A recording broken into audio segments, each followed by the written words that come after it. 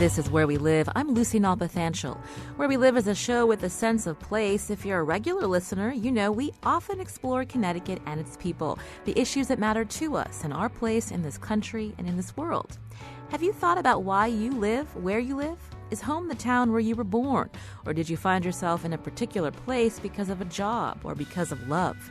Today, Where We Live, we find out why Americans will move an average of 12 times in their lifetime. Author Melody Warnick joins us to talk about her book, This Is Where You Belong, The Art and Science of Loving the Place You Live.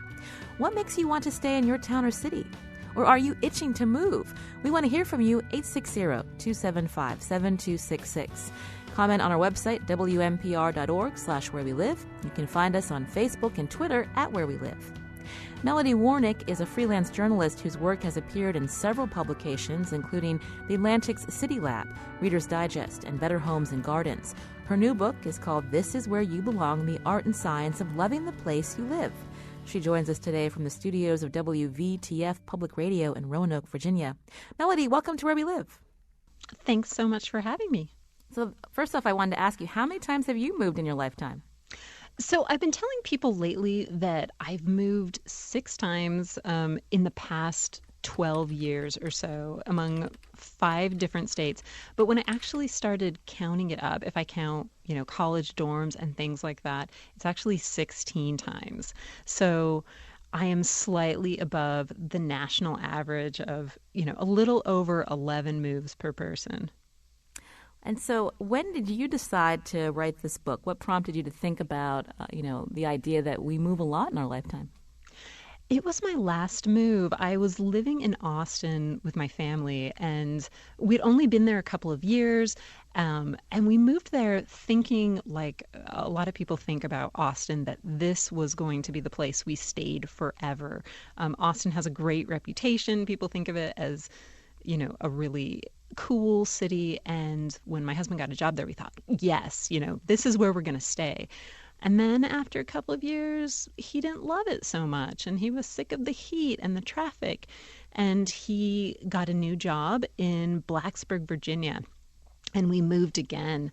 All these moves take such a toll. I heard that you are in the middle of a move, Lucy, and so you probably know how chaotic it can be, how overwhelming. And when you're moving, that is the thing you think about. It is the big thing in your life. So I knew a lot of people who were in this stage where they were moving a lot. And yet no one really was talking about why we were moving or what we should do when we got to the new place to feel more comfortable and settled there. And that process sometimes takes so long. I really wanted to understand it a little better and make myself happier in my new town.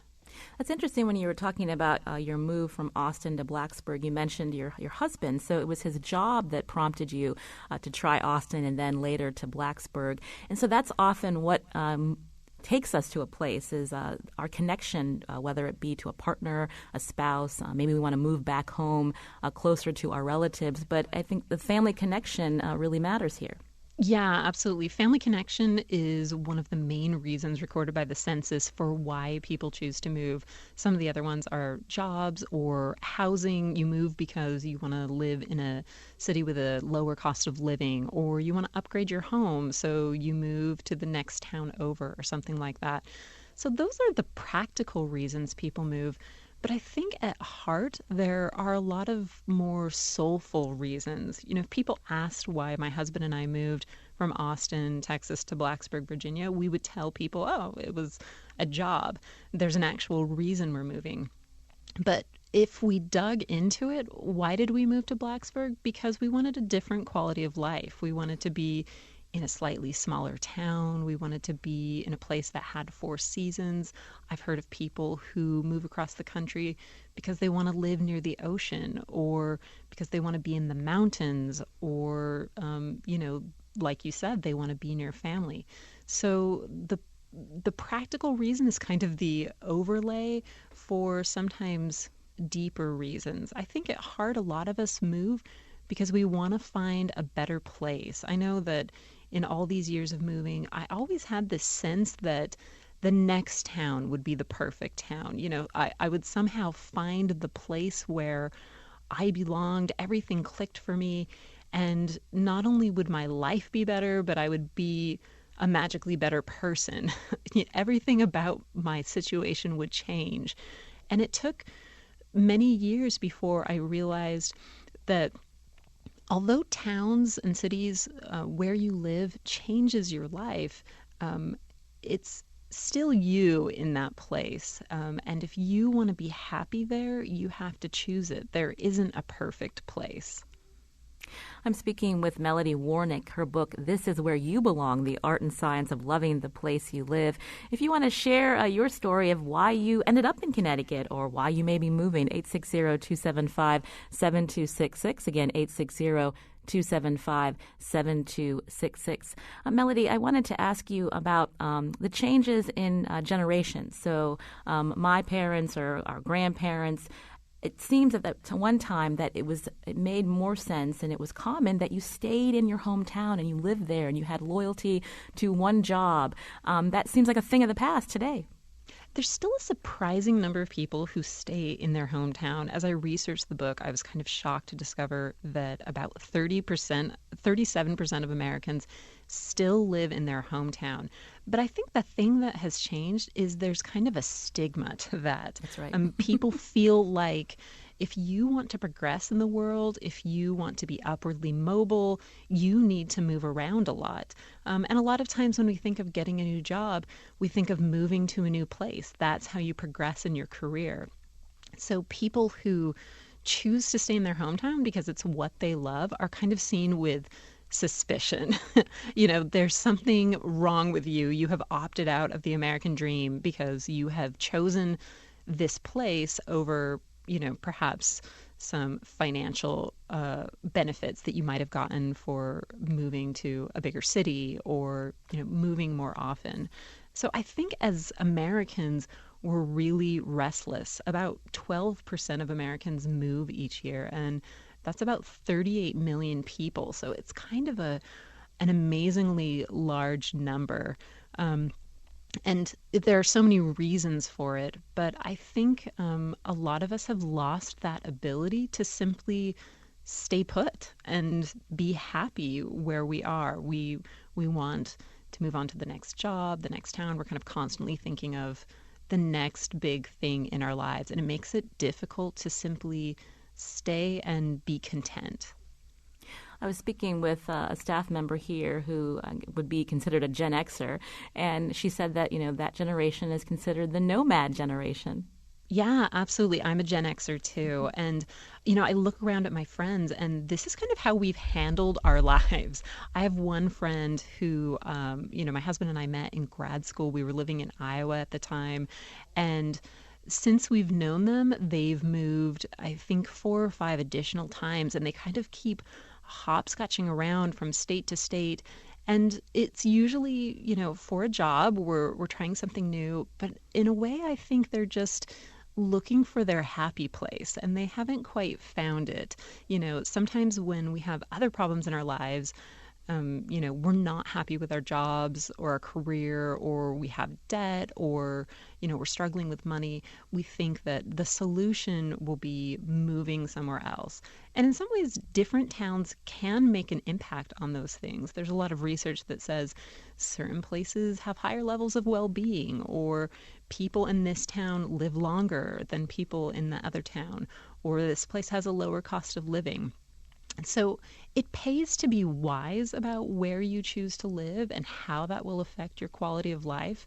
But I think the missing ingredient is deciding at some point to not be a nomad anymore. That at some point there are benefits that we get from simply choosing to love and be attached to the place we live now. I want to take a few calls from listeners. Paul from New Haven, you're on Where We Live, Paul. Hi.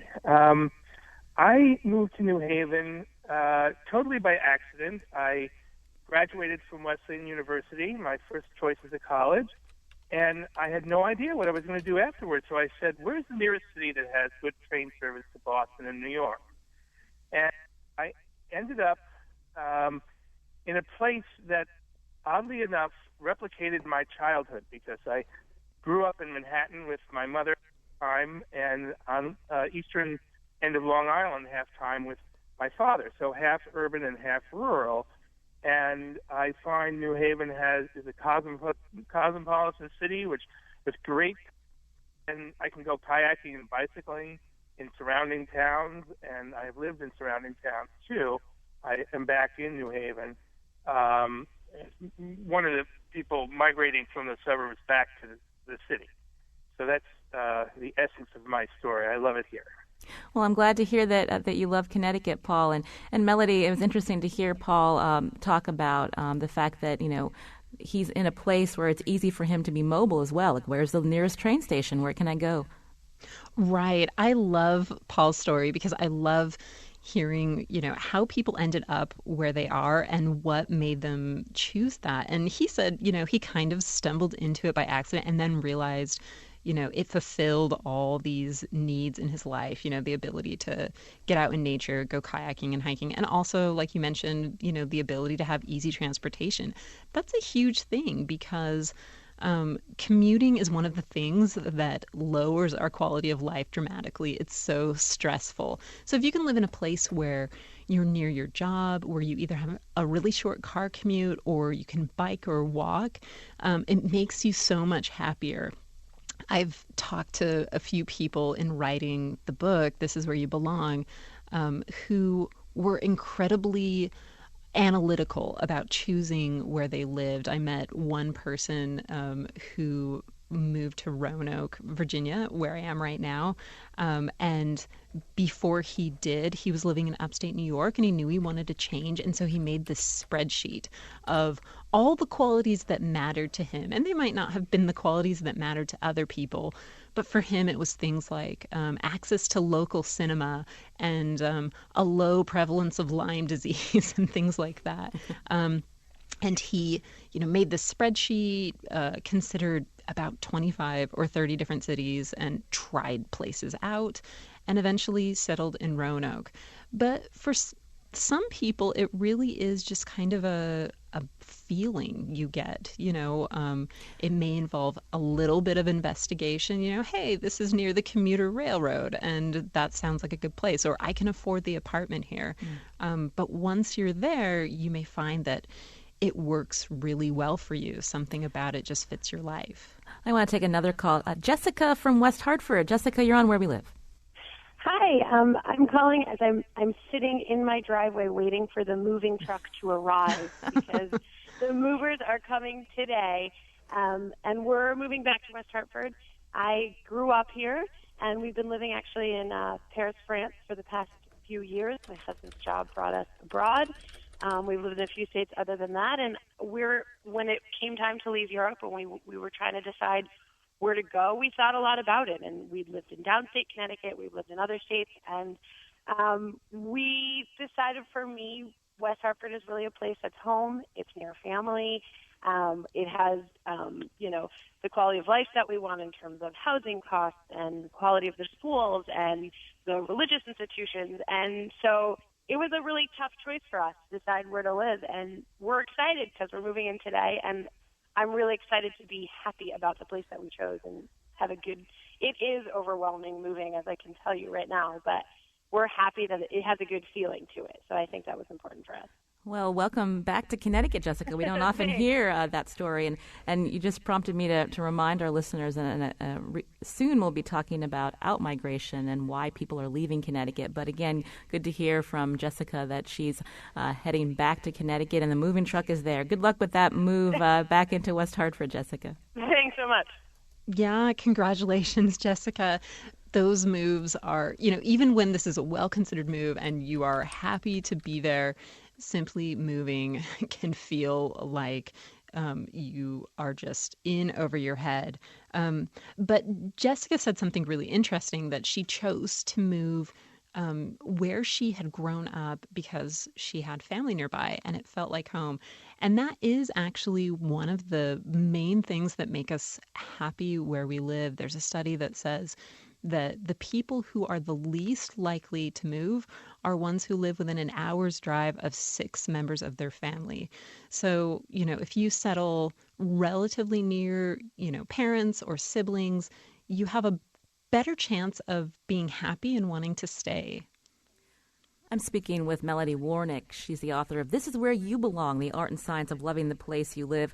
If you have a story that you want to share, 860-275-7266. Why do you choose to live in Connecticut? Again, we're also hearing from some callers. Please stay on the line who want to share why they've moved away. Again, that number, 860-275-7266.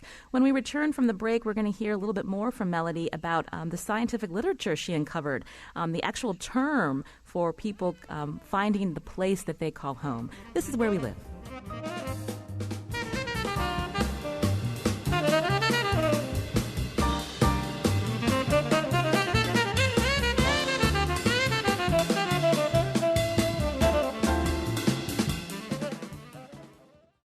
This is Where We Live. I'm Lucy Nalpathanchel. There's a science term for loving where you live. It's called place attachment. Author Melody Warnick is with us today to talk about her new book, This Is Where You Belong, The Art and Science of Loving the Place You Live. Before we take more calls, Melody, we're getting a lot of tweets. I wanted to read some. Jill tweeted to Where We Live that she's moved 13 times. Academic couples move a lot, she says, on the hunt for the dual appointment. Also, Josh writes, I'm 39 and I've moved 23 times. Also, when I was a kid in New York City, it seemed like everyone moved every year or two for a better lease. And then Rob, if you count the 3 moves during college, I'm up to 10, and he's worked at 11 different companies. So again, we're talking about how we find the place we live and why we choose to put down roots. I want to take another call here. Eileen is calling from Waterville, Ireland. Eileen, you're on Where We Live. Hi, how are you? I'm well. So how did you end up in Ireland? I've been traveling here for nearly 20 years, and I love it. This is the town my grandmother was born in 1883. And when I was getting ready to retire, I thought, when I'm fixed income, I probably won't be able to travel here as much as I would like. So I decided to move here. And do you plan on coming back to Connecticut for visits, or does the distance, is it a problem? No, I'll probably come back for visits here and there, and I may move back. I don't know. I've left myself wide open here. It's just I moved here with my 2 dogs, and, my life is pretty open. I can do what I want. You mentioned that there were familial connections that led you back to Ireland. Often we hear when we live in a certain place that we always think, well, it'd be better if we lived somewhere else. I mean, do you feel like being in Ireland is everything that you'd hoped for? It absolutely is. And I really didn't have any family here when I moved here. I've been making friends. I had one friend that I had made over the years. However, sadly, she passed away 2 days before I arrived, and which was a little upsetting at first, but it forced me to just stand up and just find my own way. So I did. Well, thank you, Eileen, for your call, and thanks for listening all the way from Ireland. I listen to you all the time. And I want to turn back to writer and freelance journalist Melody Warnick. What did you think about Eileen's story? Well, Eileen brought up something really interesting, which is that the place where she settled in Ireland is, in a way, her ancestral hometown. Even though she hadn't lived there before, it was the place where her grandmother was from. That's something that a lot of Americans don't have, simply because we are a nation of immigrants, in a way. People have been coming to America from other countries for years and years, and you may not have that feeling that, this town is where generations of my family have lived. But I love what Eileen said about that there's, kind of an emotional connection to a place where your family is from long term. Because place attachment is really about an emotional bond that you develop with a place. And it can happen for a lot of reasons, but certainly the sense of family roots is one of them. Carlos is calling from Meriden. Carlos, you're on Where We Live. Yes, how's it going? Thank you for taking my call. I was in the military for 7 years, and I moved around a lot. And I grew up in Connecticut, too. And when I was growing up, I always wanted to leave Connecticut.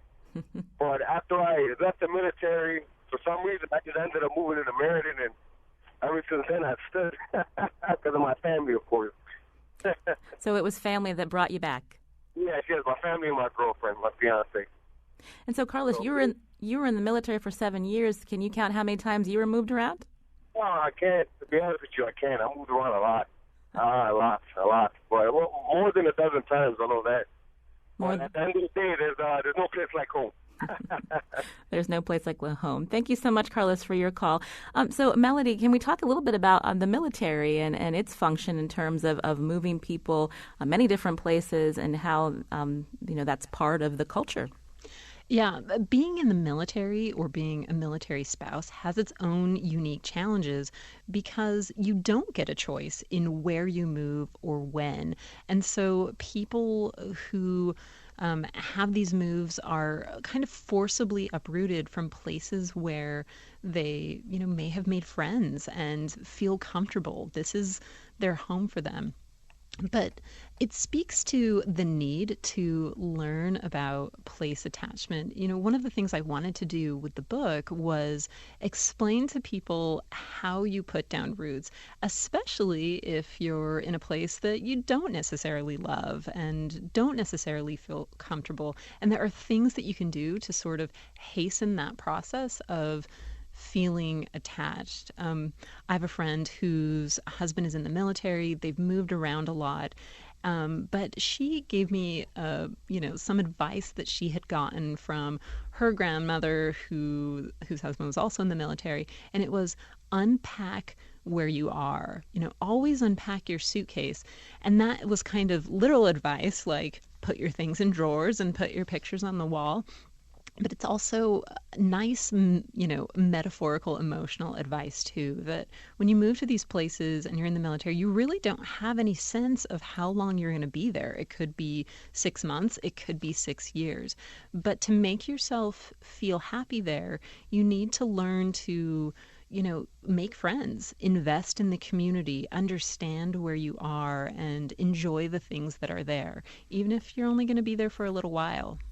And that's a point that you make in your book. Well, what does it take to settle down and start a family? It doesn't always necessarily mean that because you settle down and you've established roots that you'll never move again. Right. I kind of had the misconception when I first started researching the concept of place attachment that if you were truly place attached, it meant you were never moving again. You were in your town for the long haul because you had really come to love it and it felt like you belonged there. In fact, I include in the book a place attachment quiz, questions that you can ask yourself to see how attached you are. And several of the questions relate to things like, there is no other place I'd rather live. I don't plan on moving anytime soon. So they are related. But on the other hand, I've talked to people who are incredibly invested in their communities. They love where they live. They're working really hard to create, festivals or run for office in their town or things like that. And yet they acknowledge that, the future is uncertain and you sometimes don't have a choice of when you move, or sometimes you just get to a point in your life where the town that's worked really well for you doesn't work anymore. We get older, our life situation changes, our towns change as well. And I think it's okay to get to that point where you look around and say, I used to really love this town, and now it's time to try something new. It doesn't, that in itself doesn't mean that you're having, a violent, mean place divorce. It can be an amicable separation where you say, this town has done so much for me. I've really enjoyed living here, and now it's time to move on, and that's okay. This is Where We Live. I'm Lucy Nalpathanchel. We're talking to writer and freelance journalist Melody Warnick about her book, This Is Where You Belong. We have several callers on the line, so please be patient. We'll try to get to you as soon as we can. I do want to take a call from Daniel in Cheshire. Daniel, you're on Where We Live. Hi, thanks for taking my call. I have a comment to make about just a reason to move. I've lived in Connecticut for most of my adolescent and adult life. I'm 29 years old. I have a good job. I have a good house. And there's a lot of practical reasons why Connecticut is a very good place to live with regards to the quality of life, quality of education. But there's something about the kind of values and the culture and the people that don't 100% resonate with me in a way that I was hoping for. And I think what I'm looking for in a place that I moved to is a place where the kind of cultures and the values and the people in the arts and entertainment maybe that's a little different. It's something that I found here, especially in New England, between New York and Boston. There's that New York minute, that New England minute where everything is very fast and very aggressive. And in my travels a lot for work, I found that that's really not the case everywhere. And I'm very curious to see what there is outside of Connecticut. And it's kind of in those kind of cursory travels to places like Seattle, to places like Alabama, these much kind of very different culturally speaking, kind of appeal to me. So Daniel, if you could move to one place in this country, where would you move to? Right now, I'm looking at Seattle. I really like the music scene there. The music is very important to me, and there's a lot of very rich musical places. I think that they have a very good industry there too, and they really value the environment as well. So that's something that's important to me. Well, Daniel, thank you so much for your call. Melody, interesting that Daniel mentions a lot about the change of pace and looking for, a cultural place where, he feels more connected to something that he values, such as music. Right. When we talk about towns, there's actually research that places have different personalities. And what I mean by that is that people with different personalities tend to congregate in certain places. There was a study by a Cambridge researcher named Jason Renfro, and he did personality tests and then analyzed the data geographically. And he found that, for instance, neurotic people tended to congregate in the Northeast, whereas the South tended to be a little more amiable. And open people who are open to new experiences, kind of like what Daniel's describing with, wanting people who are creative and into, interesting music, tend to congregate on the coast. So I think a lot of finding where you should be, finding the right place for you, is finding a place that resonates with your personality, who you are, what you value, the kind of people you want to spend time with. A lot of feeling comfortable in a place or building place attachment is building social networks, building social capital, and you do that by making friends. That happens a lot easier if you happen to be in a place where the people are kind of like you. They reflect your interests. And traveling is a good way to investigate that. Sometimes we visit a city and we instantly kind of feel like this is my kind of town. It's interesting that Daniel mentioned Seattle, because I was just in Seattle last week and I remember thinking, this isn't my kind of town because, I don't think I'm as willing as I need to be to get piercings and dye my hair. But I think Daniel is probably more open to new experience than I am. And it sounds like it would be a good fit for him. So it takes some investigation to find that right place for your personality. I would think that not everyone believes that moving around so much is a good thing or is reflective of the society we live in. I want to take a call, an interesting comment. Eric from Cheshire. Eric, you're on Where We Live. Hi, good morning. Thanks so much for taking my call. I'm such a long-time listener. It's my very first time getting through. And I want to say, as somebody who's stayed put his whole life, how concerned I am with how this might relate to our Americans' increasing ability to justify throwing things away, the disposable society, and the grass is always greener, and the divorce rate, and what the penalties are if this has been studied, and what it does to your infrastructure when people treat their homes as though they're only going to be there for a few years. I've taken some ribbing for doing things to my home, like putting on copper roofing and using building techniques that I want my grandchildren to benefit from, and it's so uncommon now, at least in this country. So, I mean, how might that all come together? If you want to comment. All right. Well, thank you, Eric, for your comment. Melody? I think he's exactly right, that we have a society that craves novelty, and that makes us treat a lot of things as disposable, not just our places, but like he mentioned, our relationships and our homes.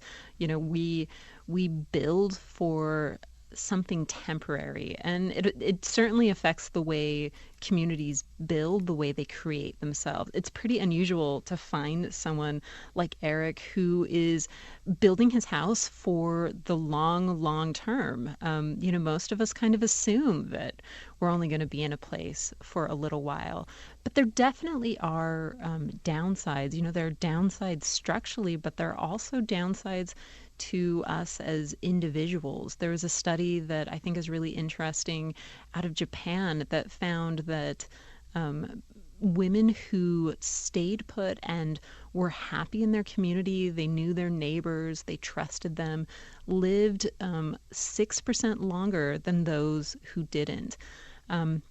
There are other studies that show that moving a lot of geographic mobility is associated with negative outcomes, especially for adolescents. They're more likely to do poorly in school, more likely to experiment with drugs and alcohol. One study found that introverts who move a lot as children and maybe, because of their introversion are a little less equipped to handle it, have a poorer quality of life even as adults, that this is something that affects their health and their mental well-being for years and years. So simply the act of moving, we sometimes think of it, and I know I have, as a solution to our problems. You don't like where you live, you don't like your job, you don't like your neighbors, just move away, and those problems go away. But what we realize is that moving itself can sometimes create new challenges, and that there are benefits to our health and our emotional well-being simply for choosing to stay despite everything. It's interesting you talk about the downsides to moving. When you look at here in Connecticut, there's a lot of conversation about often retirees say, it's too expensive to live in Connecticut, and they look to move elsewhere, oftentimes to the south. But we think about, the impact of that of people leaving. So there's not obviously the tax revenue to the state, but these people who have chosen or maybe born and raised in Connecticut, have raised their family, have been able to take advantage of the quality of life, but then feeling like they need to leave. And so all that attachment to the community, their involvement, their participation, that goes away too. Right, exactly. And that's one of my big pet peeves, actually. A lot of people look to retirement as the chance to, I'm going to escape, I'm going to go live by the ocean. But you have spent your adult years building, social relationships, investing in a community, building trust, and you're finally at a point in your life where you have a lot of resources, financial and in terms of time and skill, to really contribute back to your town. And to suddenly take that away not only is a huge detriment to the place where you live, but it can be really more difficult than the retirees imagine. Part of place attachment is time. It's, spending a lot of time in a place, really coming to identify with it. You have all these happy memories in your community. You've built your own personal narrative in a particular place. And sometimes we don't think about the consequences of simply, cutting off those roots and replanting ourselves elsewhere. I'm not against moving, and sometimes it is the right solution for people. But there are sad results from that for you and for your town. We just have time for just a few more calls. I want to take a call. Kari is calling. Kari, you're on Where We Live. Hi, my name's Carrie. Carrie, sorry. That's okay. I'm 60 years old. I grew up in New London and eventually became a journalist. And I'm also somewhat of a wandering soul or a restless soul. I like to move. And so my husband and I, for my work, moved many, many times. And journalism sort of decayed, and for a lot of reasons, we ended up in Ledger. And I promised him I wouldn't beg to move again. So I was working for an online news source, and I went, and I had become an artist. I had become a painter during this time. And I went down to the Outer Banks to paint, and I was making my way back. I didn't want to go back. I didn't want to go back to work. And I saw a town called Painter And I thought, well, I could be a painter who lives in Painter. And by the time I was done with that, I was through Painter. I took the next right. I ended up in a little town on the eastern shore of Virginia, and I felt like I had come home. It was amazing. So I came back to Ledyard and said, I found this place. You really got to go see it. And he went down, and he had the same feeling, that it was destined, that he had come home. He put an offer on a house. I hadn't seen it. We got the house. We sold our house here. I quit my job in journalism, became an artist, and I'm absolutely ecstatic. I'm on my way back to the Eastern Shore from just having been in the Mystic Outdoor Art Festival. So that's my sort of magical story. Well, thank you, Carrie, for your call. I want to take another call. Simone from West Hartford. Simone, you're on Where We Live. Hi. I moved to Connecticut with my husband when we were young. I'm in my 60s now, and thought we were coming here for just a few years. It was kind of a compromise between New York and Boston, and now I've been here for 40 years, and I've just been very happy living so close to Hartford. There's a lot going on here. It's a good small city. I get tired of hearing people trash it, and I think West Hartford is a great town to raise children, and it's also where I taught for 30 plus years. And I wouldn't move back to New York City unless I won the lottery, because the quality of life is so much better here in Connecticut. When you say quality of life, just the fact that there's more green around and you're able to get to know people and there's a sense of community in West Hartford? Absolutely. And my husband died when my kids were very young, and we had a lot of support from neighbors and people in my book club, and just it's really become home. Even though I didn't grow up here, I grew up on the Lower East Side of Manhattan, and then in a project in Queens. So it's very different from my early life, and I just am very happy to be a homeowner. I get to see things like foxes and even a bear occasionally. So it's a great place to live, and it's very close to the city. So, if I want to go to New York City, I can go anytime I want. And same thing with going to Boston, although Boston's an inferior city to New York, but still, it's there. Yeah. Well, Simone, thank you so much for your call. And we have time for one more call. David from Meriden, you're on Where We Live. David. Hi, thanks for taking the call. I'm in biotech, and unless you happen to be right in the heart of New Haven, there's not a lot of that in Connecticut. So we have lived in Texas, Michigan, Wisconsin, Massachusetts, basically all over the place. So there's a lot of turnover in that field.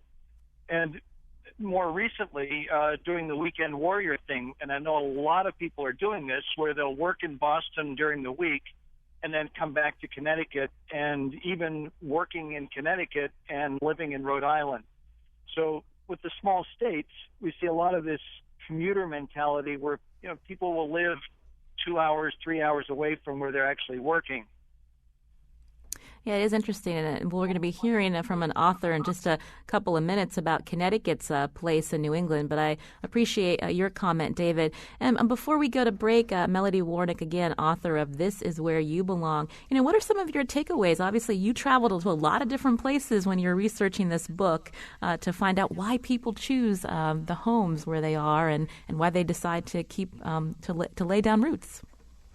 One of the main things I learned about towns is that there really is no single town for everyone. I talked to people who lived in the same place, and one would rave about it and, how great it was. They loved living here. And the next person you talk to would say, oh, I hate it here. I can't wait to escape. And I'm sure that's an experience that everyone has had. Whether or not you like your town, someone who likes it and someone who hates it. So that suggests that a lot of our feelings about our town are simply emotional, and we can control some of that with our actions, and with our choices. So choose to love your town, choose to be happy there, choose to make it better, and reap the benefits for your health and happiness that come from place attachment. Melody Warnick is a freelance journalist and author of This Is Where You Belong, The Art and Science of Loving the Place You Live. Thank you so much for speaking with us, Melody. Thanks so much for having me, Lucy. Coming up, writer Richard Conniff shares his latest article on Connecticut and asks the question, are we really part of New England? This is Where We Live.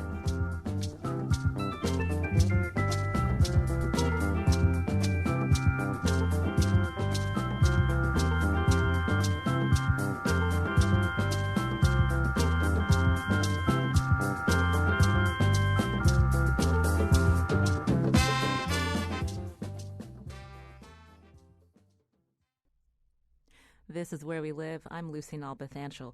Coming up on Thursday's show, 25 years and $104 billion later, we'll discuss the role and impact of Connecticut's income tax. Plus, are Brazilians Latinos? We'll dig into some of the history and ambiguity surrounding Brazilian identity. Joining us by phone now is Richard Conniff, Connecticut-based writer and journalist. His new book is called House of Lost Worlds, Dinosaurs, Dynasties, and the Story of Life on Earth. And we're talking to him today about an article he wrote recently in Yankee Magazine. Richard, welcome to Where We Live. Hey, Lucy. Nice to be here. I'm not sure if you were able to listen to the first part of the show, but we were talking with journalist Melody Warnick about the science of loving where you live and what influences us to make a home in a specific place. I was wondering how you ended up in Connecticut, Richard. So I've lived in Connecticut for 37 years, a little bit off and on in the beginning. I came here to go to school, first of all, and then we moved to Deep River back in the early 1980s, and we've stayed here in the Connecticut River Valley pretty much ever since. So you wrote an interesting article in Yankee Magazine about the question of, Connecticut's place in New England. What prompted you to write that? Well, so it started with my editor, and he asked me if I could investigate this sort of idea that the rest of New England treats Connecticut with a bit of disdain.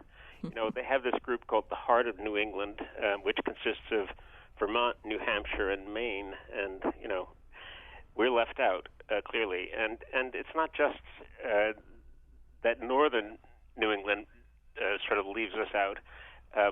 We're kind of the butt of jokes. So Jon Stewart on The Daily Show last year, he said Connecticut is a state that, let's be honest, nobody else in the region likes or respects.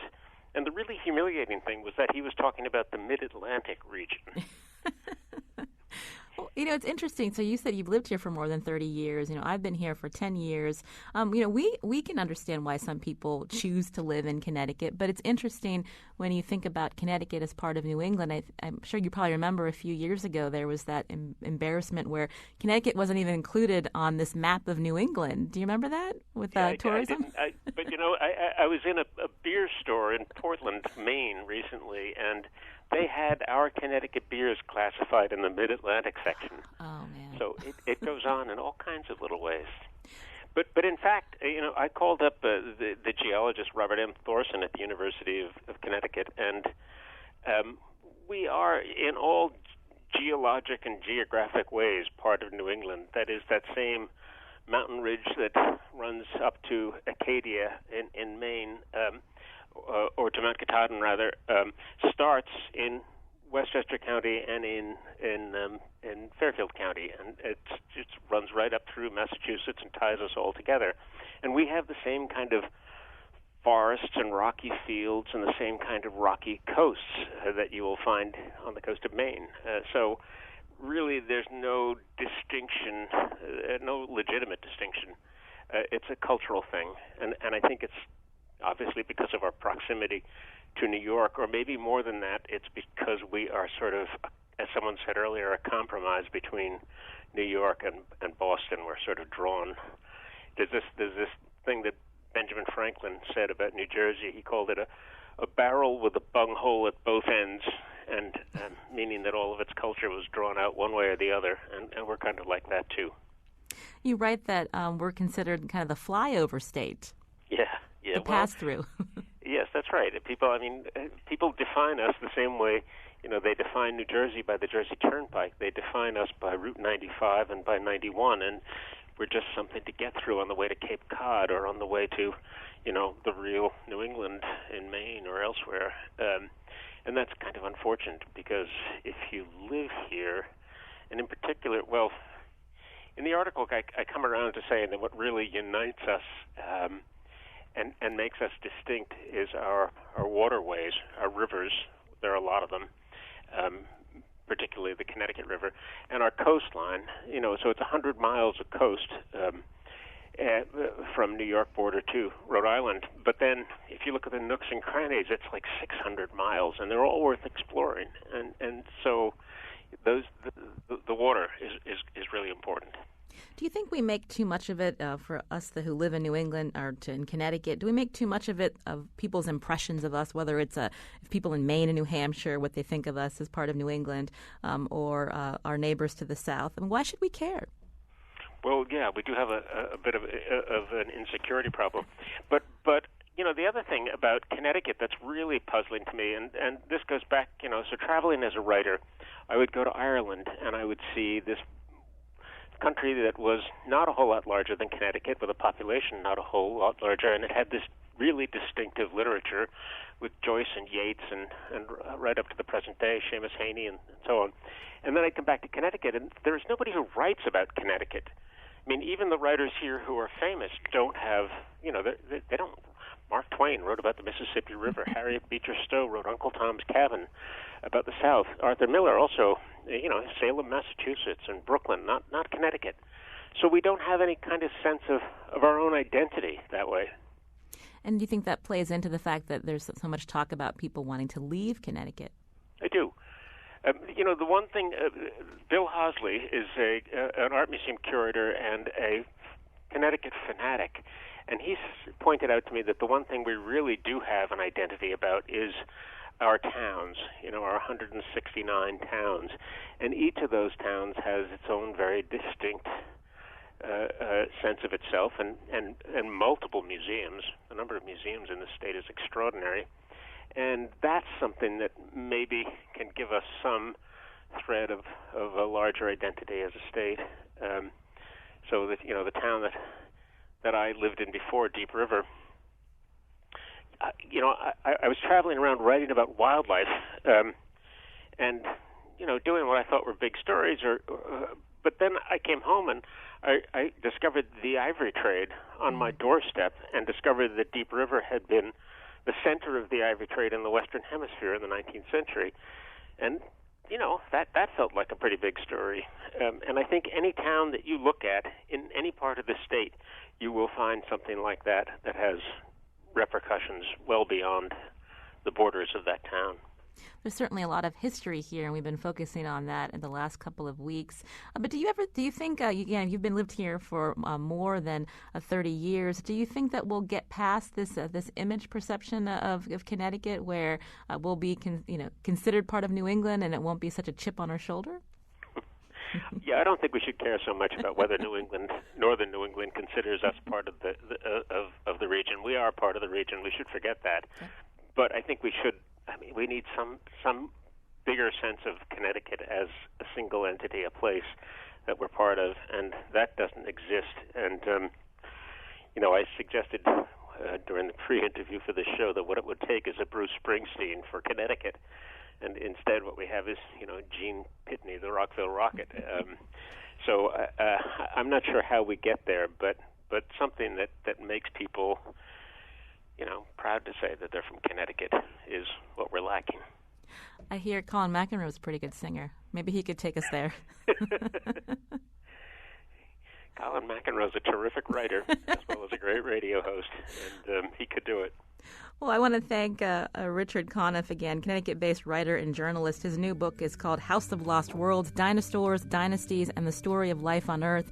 His latest article is in Yankee Magazine. So, Richard, maybe the next time you write an article, really pump up Connecticut, make us feel good about ourselves. You bet. I want to thank our show producers, Lydia Brown and Jeff Tyson. Our technical producer is Kyone Wolf. Our digital editor is Heather Brandon. Executive producer is Katie Tolarski. Thanks again for our callers today and so many tweets at Where We Live. You can always continue this conversation on our website, WNPR.org/wherewelive. I'm actually moving today to Suffield, Connecticut. Thanks for listening.